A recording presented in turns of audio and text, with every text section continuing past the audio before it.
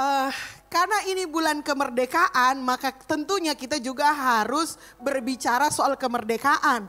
Karena kemerdekaan itu adalah isu yang sangat menonjol dalam firman Tuhan gitu ya. Jadi kita tahu bahwa agama Kristen ini bukan hanya memberitakan keselamatan, bukan hanya memberitakan pertobatan, tetapi agama Kristen juga ketika datang ke dunia ini mengubah arah dunia ini. Dan oleh karena firman Allah, oleh karena Alkitab gitu ya, ada banyak hak asasi manusia yang diperjuangkan oleh tokoh-tokoh Alkitab juga. Artinya orang-orang, termasuk salah satunya Rasul Paulus yang pada waktu itu menolak perbedaan antara pria dan wanita gitu ya. Lalu kemudian Yesus Kristus yang dengan sangat terbuka gitu ya, mengeluarkan belenggu yang pada saat itu menguasai wanita-wanita yang hidup di zaman itu dengan percaya kepada para wanita. So itu merupakan contoh lambang kegerakan yang terjadi diakibatkan oleh adanya perkembangan dari kekristenan itu sendiri. Sebut saja lagi adalah perbudakan gitu ya. Jadi kekristenan telah mempengaruhi sejarah dunia sehingga dunia yang dulu itu mengakui perbudakan kemudian sekarang sudah nggak mengakui lagi perbudakan seperti yang kita lihat di zamannya gitu ya. Namun sangat disayangkan gitu ya, memperjuangkan hak asasi manusia gitu ya, yang kemudian bablas atau keterusan akhirnya gitu ya menyeleweng dari apa maksud dari Alkitab itu sendiri. Jadi meskipun kita menganut paham kebebasan, tetapi kita tidak menganut paham kebebasan sebebas-bebasnya. Kita percaya bahwa kebebasan itu adalah kebebasan yang bertanggung jawab. Sama-sama bilang bertanggung jawab. Jadi kita bukan bebas dalam arti liar. Pahamnya next gen, kita tuh bukan dalam arti liar dan kita seperti tidak ada batasan. No, kebebasan kita justru dibatasi oleh kebebasan orang lain. Sebuah kebebasan yang bertanggung jawab, katakan amin. Nah, saya ingin mengangkat sebuah topik yang mungkin agak sensitif belakangan ini, tetapi sangat terkait erat dengan isu kemerdekaan gitu ya. Saya mulai dulu dengan sebuah ilustrasi. Karena apa saudara-saudara?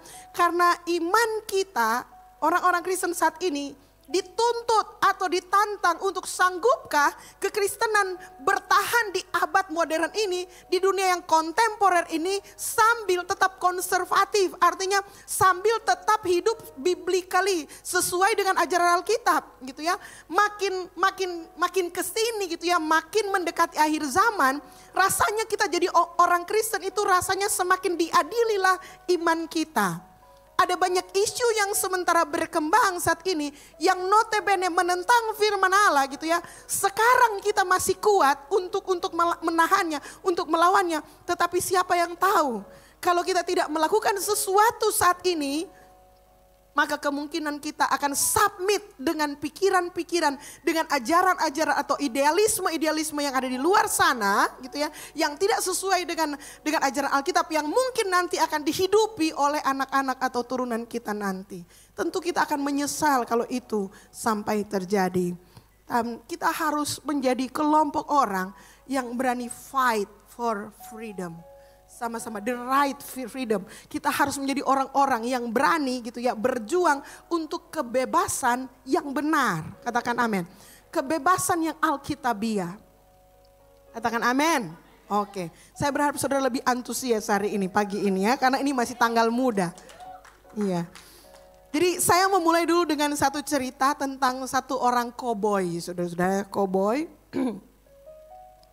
Nah, di Amerika itu biasanya koboi itu kalau mereka habis kerja seharian mereka suka mampir di bar gitu ya, mereka mampir di bar untuk minum. Dan pada waktu si koboi ini selesai dia kasih makan kuda-kudanya, urus kuda-kudanya. Malam harinya dia pergi ke bar dan pada waktu dia duduk gitu ya, di depan dia ada tulisannya begini. Gratis minuman untuk pria paling pemberani di kota ini. Wes, dia lalu kemudian penasaran. Lalu dia tanya sama bartendernya, bilang gini, itu maksudnya apa itu gratis minuman? Karena minuman itu mahal gitu ya, minuman alkohol mahal. Jadi minuman gratis, gimana caranya, apa syaratnya? Apa yang dimaksud dengan tulisan itu? Minuman gratis untuk pria yang paling pemberani sekota ini gitu ya. Lalu kemudian si bartender bilang begini, oh gampang syaratnya. Kalau kamu bisa bergulat gitu ya, kalau kamu bisa bertarung dengan sana itu banteng liar yang ada di luar dan membuat banteng itu nurut sama kamu, kamu berarti adalah pria the bravest man in town. Kamu adalah pria yang paling pemberani di kota ini. Lalu kemudian si cowboy ini bilang begini, oh oke, saya bisa lakukan itu gitu ya. Akhirnya dia keluar dan kemudian dia bertarung dengan Red Bull itu dengan apa? Ya saudara pasti paham gitu ya, dengan banteng. Kamu tak bilang tuh banteng itu. Banteng merah dengan mata menyala gitu ya, liar, nggak pernah ada sedang di kantung. Dan begitu si koboi mendekat, dia langsung seperti banteng marah gitu ya. Lalu kemudian, tapi ini tidak menyurutkan langkah si koboi ini. Dia lompat ke dalam gitu ya, langsung diseruduk, sudah langsung diseruduk, tak lempar dia pudung abu, tapi dia bangkit lagi.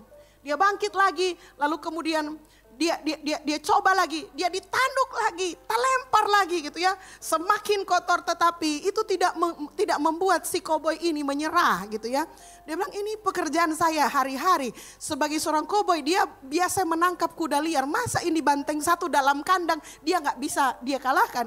Lalu kemudian sesudah dia berjuang beberapa kali saudara-saudara, akhirnya dia bisa duduk di atas banteng dan mengendalikan banteng liar itu. Seluruh bar langsung kasih tepuk tangan. Best, you are the bravest man in town. Kamu orang yang paling berani di kota ini. Semuanya langsung angkat dia. Dapatlah minuman. Gratis gitu ya. Karena dia dapat minuman gratis. Jadi dia traktir semua yang ada di bar itu juga. Ayo silakan minum. Karena ini gratis. Sementara mereka minum-minum, si bartender datang sama si koboi ini. Ngomong-ngomong, apa sih rahasianya sampai kamu bisa mengalahkan banteng itu? Karena sebelumnya gak ada yang berhasil menundukkan banteng itu. Lalu dia bilang sebenarnya sederhana saja. Di awalnya saya agak bingung. Tapi kemudian saya hanya menjadi diri saya sendiri sebagai seorang koboi. Dan kemudian melakukan apa yang saya biasa lakukan, seperti menangkap kuda-kuda liar itu. Saya pakai seperti yang saya biasa lakukan, akhirnya dia pun tunduk sama saya. The moral of the story adalah kita sebagai orang Kristen, iman kita seperti berhadapan dengan banteng itu akan selalu diuji, akan selalu dipertanyakan, akan selalu akan selalu dilawan oleh dunia ini, kira-kira seperti itu. Tetapi sepanjang kita melakukan yang benar, akan ada saat di mana semuanya itu yang di luar firman Tuhan akan takluk kepada firman Tuhan. Katakan amin saudara-saudara. Dan begitulah itu pesan yang mau saya kirimkan kepada jemaat hari ini. Ketika kita ada di dunia yang semakin maju gitu ya. Dunia yang kita bahkan gak mengerti. Hari ini saudara-saudara hampir di semua aplikasi sudah ada namanya AI. Artificial Intelligence. Saya berpikir, saya khawatir sekali begini. Saya pikir gini. Ini kita kalau manusia gak mau melayani Tuhan sesuai dengan firman Tuhan. Mungkin ada saatnya semuanya gitu ya tinggal mau pakai AI. Halo. Kita nggak pernah tahu mau ke arah mana gitu ya. Saudara, mau bagaimana kita masih belum tahu ini AI ini mau berkembang sampai di mana, superkomputer mau berkembang sampai di mana. Yang jelas sesuatu sedang terjadi di luar sana dan kalau kita nggak strong in faith, kita nggak kuat secara iman, maka kita pasti akan mengalami hambatan, tantangan, merasa teradili, merasa dihakimi oleh dunia ini. Dan pada akhirnya bisa jadi saudara-saudara apa yang kita percayai benar sebelumnya akan mulai goyang dan kemudian kita mulai menerima kebenaran-kebenaran di luar hanya karena mereka suaranya lebih kuat. Oke? Nah, tentunya saya nggak ingin itu terjadi di gereja kita. Amin. Itu sebabnya kita mau bicara saat ini. Mari kita akan explore, kita akan gali sebenarnya konsep kemerdekaan itu seperti apa. Dan ini sangat penting, kita sebagai jemaat mesti paham ini konsep kemerdekaan. Karena kemerdekaan, merdeka pastor, nih boleh ini, itu kan berarti tidak merdeka. Nah, pikiran itu perlu diluruskan karena konsep kemerdekaan mungkin yang kita anut hari ini itu adalah konsep kemerdekaan dunia yang bukan bersumber dari firman Allah. Jadi kita mesti melihat konsep kemerdekaan yang sesungguhnya, yang based on Bible, supaya kita bisa menentukan yang mana yang benar, yang mana yang salah, yang mana yang boleh diikuti, yang mana yang boleh diterima, yang mana yang harus ditolak mentah-mentah, dan yang mana yang boleh kita ajarkan kepada yang lain. Gitu. Jadi ini penting sekali. Nah, mengawalinya gitu ya, saya ingin kita fokus kepada 3F. Yang pertama faith, sama-sama bilang faith. Iman. Yang kedua family, sama-sama bilang family. Yang ketiga future generation. Mengapa ini penting? Karena saya punya data, saudara-saudara, thanks to ChatGPT. Karena saya bisa cari data dengan cepat. Gitu ya. Ada sebuah data, saudara-saudara, yang dilakukan, yang diteliti oleh National Health Statistics Report yang menyatakan bahwa anak-anak yang hidup, children living with both biological parents were less likely to face behavioral issues and perform better academically. Artinya gini, anak-anak yang hidup dengan orang tua biologi mama dan papa itu memiliki kelakuan yang baik atau mereka sangat sedikit bermasalah dengan perilaku mereka. Oke? Kita pahami dulu ini, sama-sama bilang amin. Gitu ya. Jadi dua orang tua, ayah dan ibu membesarkan anak-anak, maka cenderungnya anak-anak yang dibesarkan dalam satu keluarga dengan ayah dan ibu lengkap itu memiliki sedikit masalah kelakuan. Pastor, tapi anak ini, orang ada suami istri, tapi anak kelakuan aneh-aneh gitu ya. Mungkin secara biologi hadir, secara tubuh hadir. Tapi kalau saudara pun tidak melakukan fungsi sebagai ayah dan ibu, maka tentu itu akan berpengaruh kepada sikap dari anak-anak kita. So itu sebuah survei. Nah ini penting sekali untuk mengadres isu yang saat ini sudah mulai datang di film anak-anak kita. Yang sudah mulai datang di film-film yang kita tonton tentang bagaimana satu rumah tangga yang terdiri dari atas dua ibu. Atau satu rumah tangga yang terdiri dari atas dua ayah, meskipun dua ayah yang satu papa, yang satu papi. Cuma yang satu ayah yang maskulin, yang satu lagi ayah yang feminin, tapi dua-duanya ayah. Itu mendatangi, kalau kita mungkin kita pasti akan tolak mentah-mentah. Terang tahu itu salah, itu cuma film, itu cuma propaganda yang salah. Tapi itu akan datang di anak-anak kita, Gen Z, Gen Alpha, itu masuk tre-tre seolah-olah itu hal yang normal. That's not normal. Saya nonton film multiverse yang terakhir, ada propaganda itu. Beberapa film di Netflix juga ada propaganda itu. Bahkan film CSI, film penyelidikan mulai ditunjukkan tentang keluarga di mana terdiri mama dan mami, papa dan papi. Sudah bukan lagi mama dan papa. Sedang mengintai anak-anak kita. Jadi itu sangat-sangat berbahaya. Yang kedua, sudah ada data yang kedua yang dilakukan oleh Pew Research tahun 2019 gitu ya, yang meneliti tentang dampak kemerdekaan, spiritualitas kemerdekaan gitu ya, kemerdekaan dalam hal rohani. Dia bilang 77% pada 2019, 77% dari orang Amerika itu percaya bahwa agama mulai kehilangan pengaruhnya di kehidupan orang Amerika. Ini memang telitinya di Amerika, saudara-saudara. Jadi mereka meneliti dan banyak orang mulai melihat bahwa sepertinya, dan banyak loh angkanya 77% gitu ya, sudah melihat bahwa agama-agama itu mulai kurang dampaknya dalam kehidupan orang Amerika di sana. Mungkin ini angkanya akan berbeda kalau di survei di Indonesia. Tetapi kalau kita menjadikan itu sebuah bahan pertimbangan saudara-saudara, maka apabila kita membuka diri kepada kebebasan yang liar, maka satu saat nanti gitu ya, pandangan-pandangan dunia ini terhadap yang kita percayai itu akan mulai menggerogoti kita sampai kemudian kita antara kehidupan kita sehari-hari dan kehidupan kita beragama seolah-olah terpisah. Padahal firman Allah atau Alkitab kita mengajarkan justru kita butuh firman Allah supaya firman Allah itu bisa kita terapkan dalam kehidupan kita sehari-hari. Kalau firman Allah sudah tidak bisa diterapkan dalam kehidupan kita sehari-hari, buat apa saudara hidup beragama?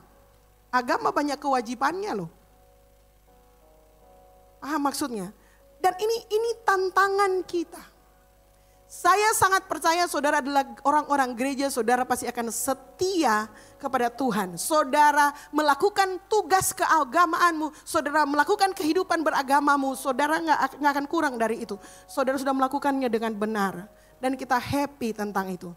Tapi yang kita concern adalah anak-anak kita.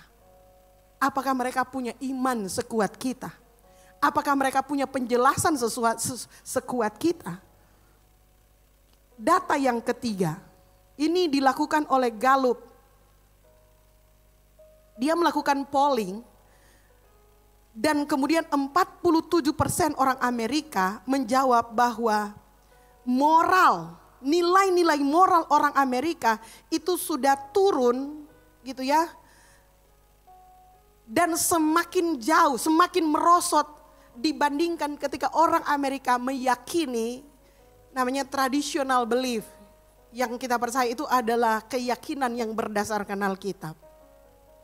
Jadi ketika kita mulai nggak percaya lagi kepada Alkitab, yang terjadi moral dan etik akan menurun. Dan itu nyata di hadapan kita, saudara-saudara. Hari ini kita bisa lihat ada anak dan seperti nggak ada moralnya, nggak ada etikanya. Orang sementara antri gitu ya, tiba-tiba dia nyosor aja gitu, masuk dan nggak minta maaf, nggak merasa bersalah dan emang apa lo? Suka-suka gue dong. Karena kita berhadapan dengan orang seperti itu, saudara-saudara. Ada mobil diparkir, saudara-saudara. Tiba-tiba mobilnya dibobol gitu ya.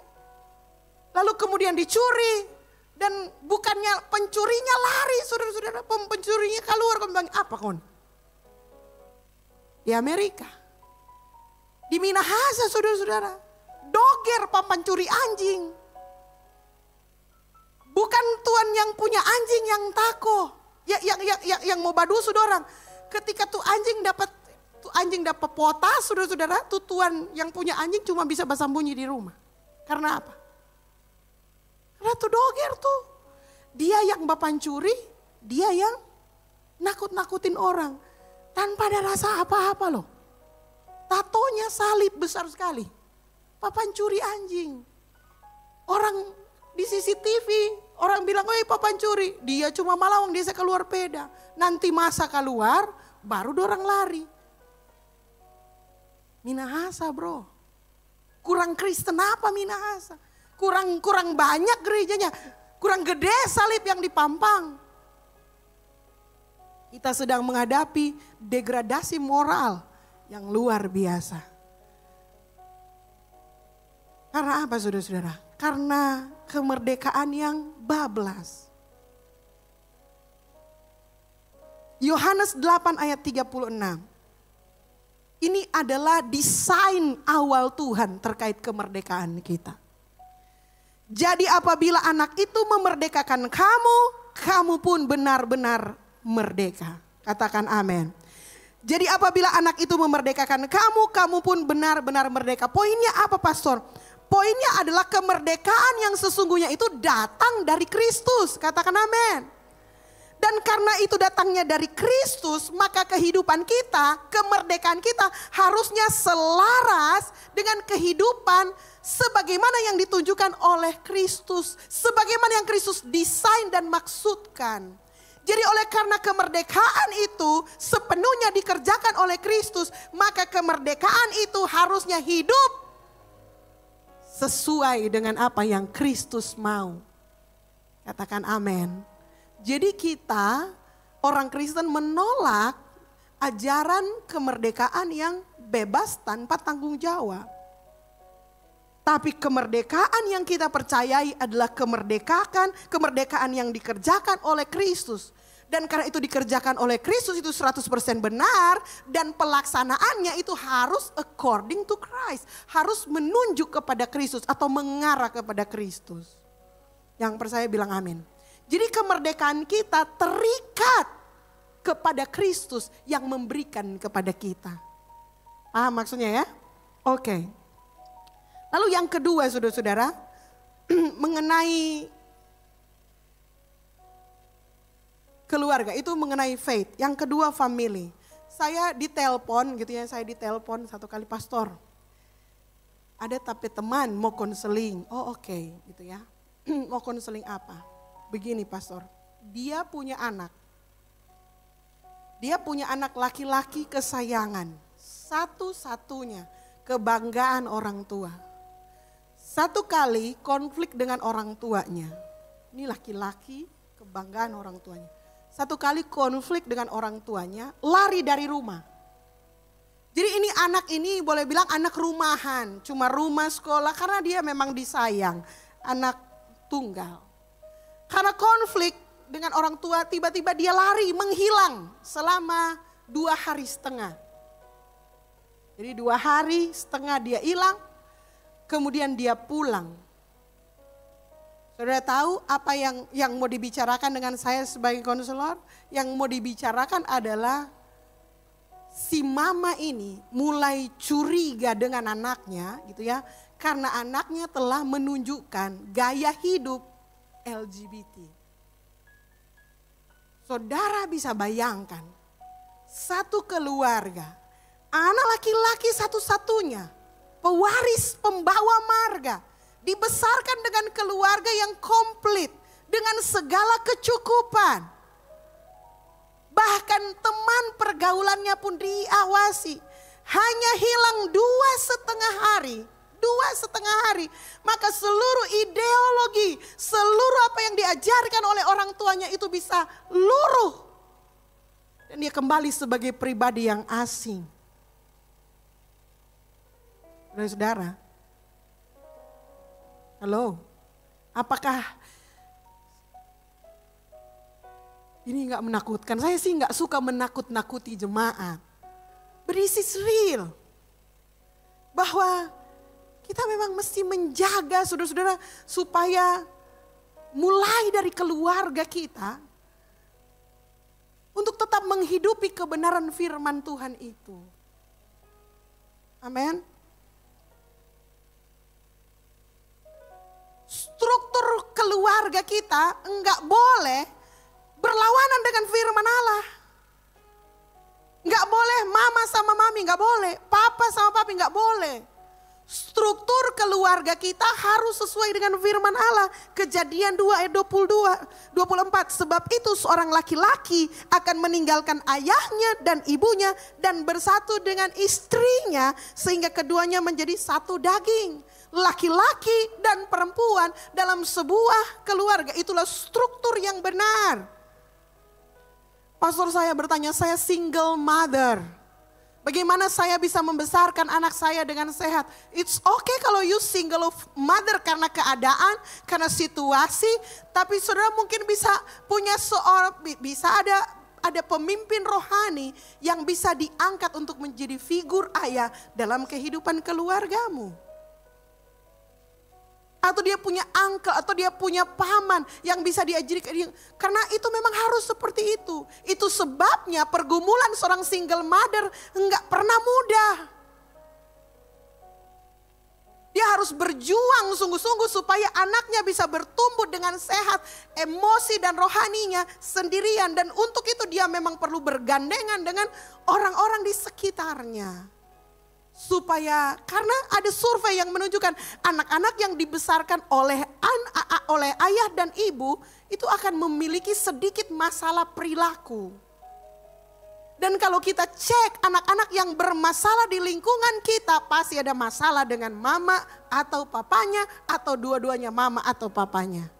Dan kita sebagai gereja harus mendukung pernikahan antara pria dan wanita. Katakan amin. Sekali yes tetap yes. Amin. Saudara, nggak boleh lebih dari itu, nggak boleh di luar itu. Dan we have to fight. Kita mesti ajarin ke anak-anak kita, hei kamu laki-laki, kamu lawan jenisnya adalah perempuan. Dan kita mesti mengajarkan pergaulan yang seperti itu. Sejak kecil, katakan amin. Sambil melindungi anak-anak kita dari predator-predator yang di luar yang mencoba memuridkan anak-anak kita. Saudara tahu gitu ya, bayangkan itu anak yang dibesarkan dan dilindungi oleh keluarga hanya 2 hari setengah. Dan dia kembali sebagai seorang yang asing. Dengan keyakinan yang asing, dengan keputusan yang asing. Yang gak pernah diajari sebelumnya. Why? Apakah orang tuanya yang gagal mendidik dia? No, karena memang Red Bull yang di luar sana itu enggak gampang ditundukkan. Siapa yang nonton pembukaan Olimpik 2024? Siapa yang nonton dan sedikit emosi?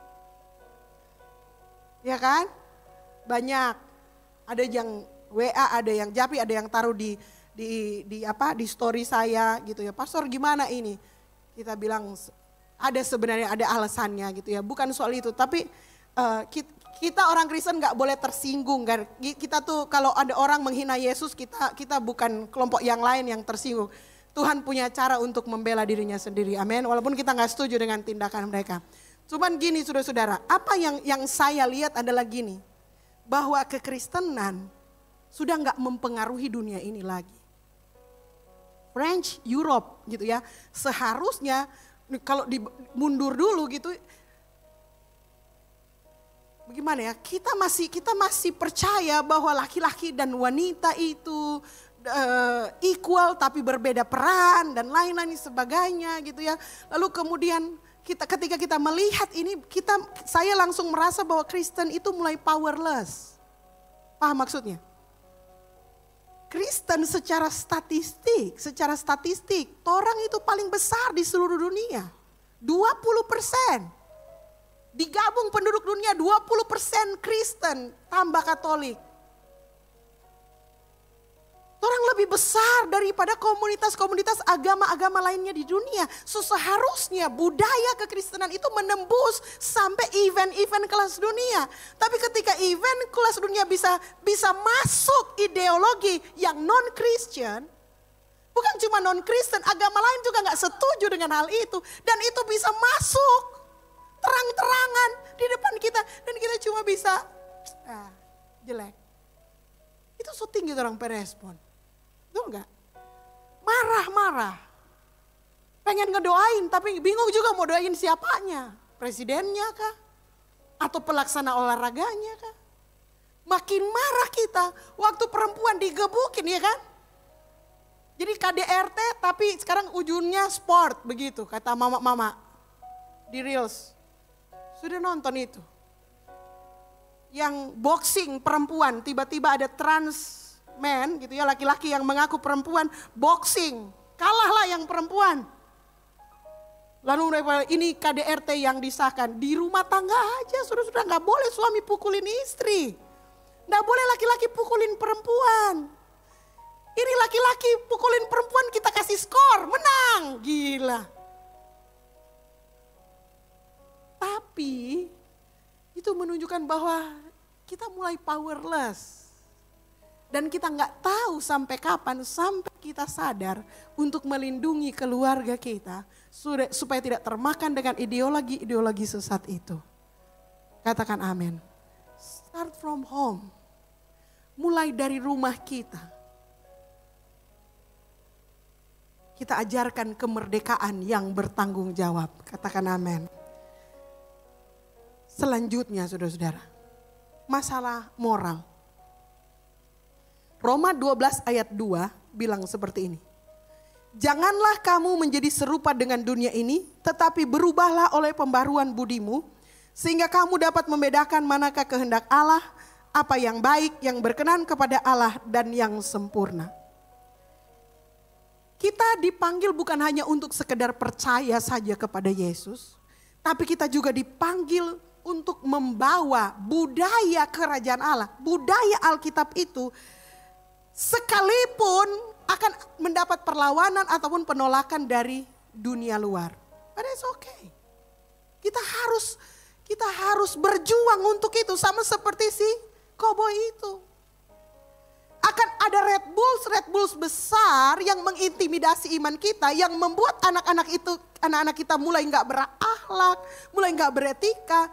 Tapi kita nggak boleh menyerah dan berkata, oh memang sebegitu tuh keadaan dunia ini. No, kita tidak boleh izinkan pengajaran dunia ini mengubah anak-anak kita. Kita harus mengubah anak-anak kita supaya mereka boleh mengalahkan ajaran dunia ini. Katakan amin.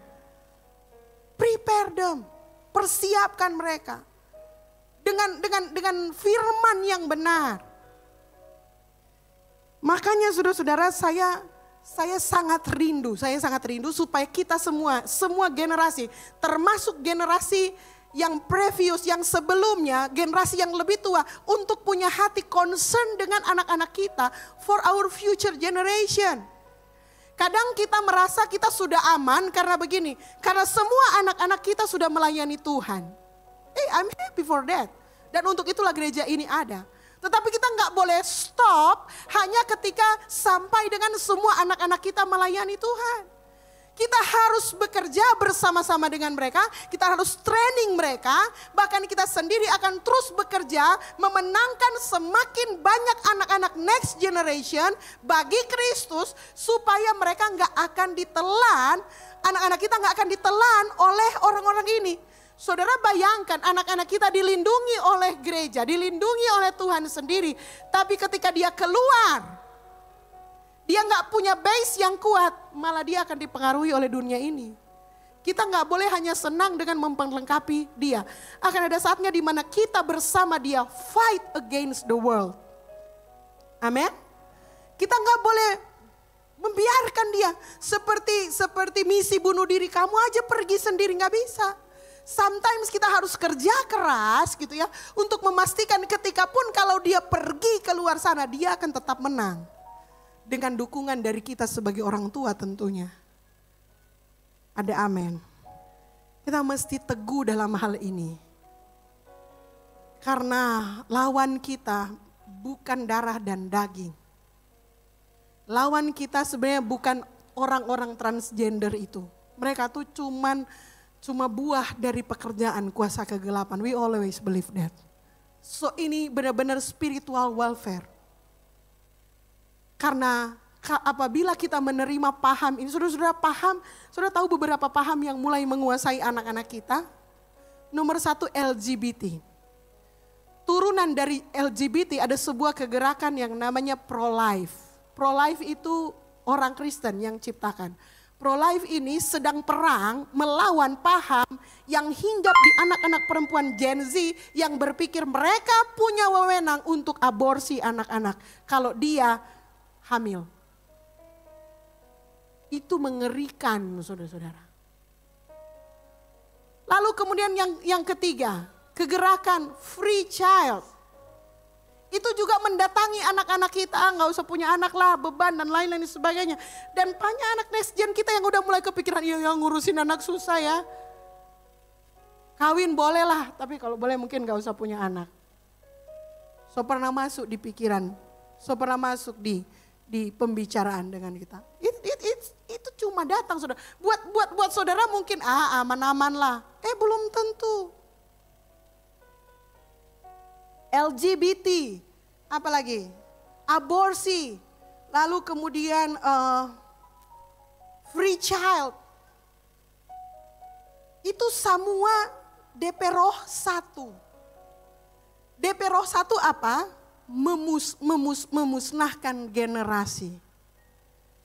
Cara kuno iblis, zaman dulu, zaman Musa, dia bunuh semua anak laki-laki. Enggak berhasil. Justru Tuhan bangkitkan Musa dari situasi itu. Cara yang kedua sama. Waktu Yesus lahir, semua laki-laki juga umur 2 tahun ke bawah dibunuh. Pemusnahan massal. Dia memang berencana membunuh generasi sejak awal. Cuma sekarang mainnya lebih pintar, mainnya lebih cantik. Melalui pemahaman LGBT. Perkawinan sejenis. Mohon maaf, gereja juga terlibat di dalamnya. Beberapa gereja mengakui pernikahan seperti itu. Gereja saudara-saudara sama mengkorbankan Alkitab juga. Mesti disayangkan. Artinya gini, bahkan pemimpin gereja toh bisa terpengaruh ajaran itu. Apalagi kita umat Tuhan, apalagi anak-anak kita. Kalau kita tidak menggunakan kemerdekaan yang Tuhan berikan kepada kita sebagai kemerdekaan untuk selaras dengan kehendaknya. Amin. Jadi jangan sampai pesannya gini, jangan sampai kita jadi orang Kristen yang memperjuangkan kemerdekaan tetapi kita juga dihancurkan oleh kemerdekaan itu sendiri karena kita tidak melakukannya sesuai dengan firman Allah. Saya punya data, saya bergumul sekali mau baca data yang terakhir ini. Tapi saya kayaknya mesti dibaca. Mengapa? Karena ini data buat saya cukup menyakitkan. Data yang keempat saudara-saudara. Ini survei 2020 dari Barna. Salah satu lembaga survei yang diakui. Gen Z. Mana Gen Z? Angkat tangan bilang saya. Gen Z is the most likely generation to identify as LGBTQ. 15,9% identifying as such compared to 9,1 atau 9,1 millennials yang percaya. Ternyata Gen Z kita, anak-anak kita 15% itu terbuka dengan pandangan LGBT. Artinya kalau ada 100 next gen di MCM, 15 diantaranya terima pengajaran LGBT. Kalau di Amerika. Nah, kalau di sini berapa? 2% atau 0%? MCM. Tak takut mau dengar DP jawaban. Lihat ya. Ngeri ya. This is hurt. Ini menyakitkan hati saya. Kita akan menjadi saksi bagaimana generasi kita mengalami perubahan paradigma dan bahkan mereka mulai mempertanyakan gender identity mereka. Berdasarkan deskripsi dari dunia. Oke. Hidupku sesuai dengan perkataan Tuhan, kamu harus amenkan, bilang amen. Which is kamu harus setuju dengan Tuhan kalau kamu dilahirkan sebagai laki-laki dan perempuan, itu adalah keputusan Tuhan. Enggak ada yang salah dengan itu. Ketika kamu lahir sebagai perempuan, dinyatakan sebagai perempuan oleh alam semesta ini, kamu adalah perempuan. Enggak lebih, enggak kurang dari itu. Hanya karena kamu agak tomboy-tomboy sedikit, bukan berarti kamu laki-laki. Memang di dalam setiap perempuan ada hormon laki-lakinya sedikit. Dan di dalam setiap laki-laki ada hormon perempuannya sedikit. Itu sebabnya kita bisa melakukan beberapa peran dari laki-laki dan kita bisa melakukan beberapa peran dari perempuan. Tapi kita nggak bisa bertukar peran. Sebagaimana yang Alkitab ajarkan. So, gunakan kemerdekaan kita dengan cara yang bertanggung jawab.